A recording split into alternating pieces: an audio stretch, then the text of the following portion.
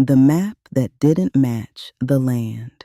Dr. Evelyn Rourke liked to say the land never lied. People did, but the morning she drove back toward Stillwater Ridge with 3 maps on her passenger seat and Jesse Whitlow's rusted hinge wrapped in a handkerchief, she felt the first small tug of doubt. The valley had appeared after the landslide. That was the story. That was the truth. That was what everyone agreed on. Or so she thought. The sun was barely up when she parked her truck at the ridgeline. Mist clung low, soft as cotton batting, and the valley below looked peaceful. Too peaceful, considering how violently it had arrived. Evelyn set her pack down, unrolled her maps, and anchored each corner with a stone. The first map was from 1954, drawn by a surveyor with a steady hand. The second was a topographical print from the 1970s. The third was a modern satellite image, 3 generations of eyes, 3 versions of the same land, and yet not the same at all. Evelyn knelt, smoothing the oldest map with her palm. There, right where the valley now yawned open, sat a small square, a structure, no label, no name, just a mark that meant something was here. She checked the 1970s map. The square was still there. She checked the satellite image, nothing but the valley. Evelyn sat back on her heels. "Well now," she murmured, "that's not what I expected." She reached for the hinge Jesse had found in week 1, thick, iron, mid-century hardware, the kind used on outbuildings, sheds, or small cabins. She held it up to the morning light. The rust caught the sun like old blood. If a structure had stood here, there should have been more than a hinge.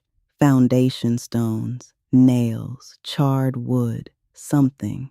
But when she climbed down into the valley, the ground was too clean, not swept, erased. Evelyn crouched, running her fingers through the soil. It was soft, loose, almost freshly turned. No rocks, no roots, no debris, as if the earth had been sifted. "Land doesn't do this on its own," she whispered. She took samples, photographed the slope, measured the grade, but every reading felt like a half-truth. The valley was deep, but not deep enough to swallow a whole building without leaving a trace. And the soil layers didn't match a natural collapse. They were too uniform, too smooth.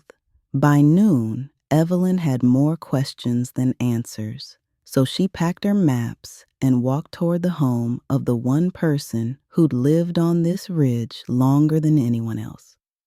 Miss Ada May Turner. Ada May was sitting on her porch, shelling peas into a metal bowl. The rhythm was steady, comforting. Evelyn greeted her, took a seat, and laid the maps between them. "Ada May," she said gently, "do you remember anything standing out there? Before the valley?" The older woman paused mid-shell. Her eyes drifted toward the ridge, then back to the maps. She frowned, slow and thoughtful. "I remember a roof," she said finally. "Or maybe a shadow of one. Hard to say now. Things feel different lately." Evelyn leaned in. "Different how?" Ada May shook her head. "Like the land's been rearranging itself, like it's trying to forget something, or make us forget." She tapped the hinge with one finger. "That there? That's the only thing I've seen come out of that place that feels real." Evelyn felt a chill, not fear, but recognition. The hinge wasn't debris, it was evidence. She folded the maps, thanked Ada May, and walked back toward her truck as the sun dipped low. The valley behind her lay quiet, innocent, as if it had always been there. But Evelyn knew better now. That night, she sat at her desk, the hinge beside her, the maps spread wide. She wrote her final note of the day. Something stood where the valley sits now, something the land covered too neatly, something it doesn't want remembered. She capped her pen, closed her journal, and looked out the window toward the ridge. "I'm going back," she said softly. "Whatever the valley is, it's not finished telling its story."